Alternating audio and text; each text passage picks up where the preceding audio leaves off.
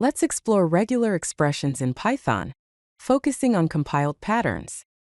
We will see how pre-compiling regular expression patterns can lead to better performance.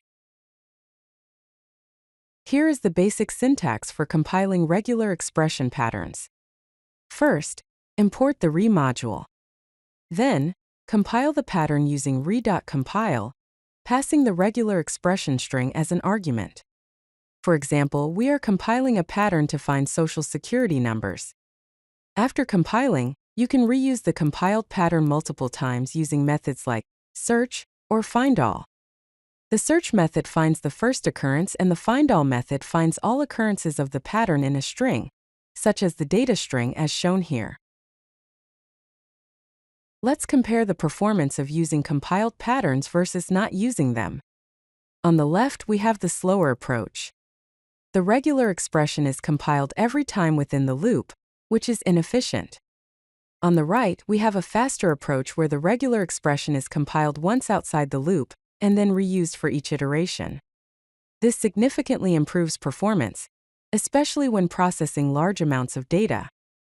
Here we are matching email IDs in both the approaches. So, when should you use compiled patterns? Compiled patterns are most beneficial when you need to use the same pattern repeatedly, such as in loops or functions. They are also crucial for performance-critical applications where you are processing large datasets or working in real time. The performance gain from compiling patterns becomes more noticeable as the complexity of the regular expression and the number of operations increase. You can also compile regular expressions with flags to modify their behavior. For example, re.IGNORECASE makes the pattern case insensitive. Multiple flags can be combined using the bitwise or operator, as demonstrated with re.MULTILINE and re.IGNORECASE.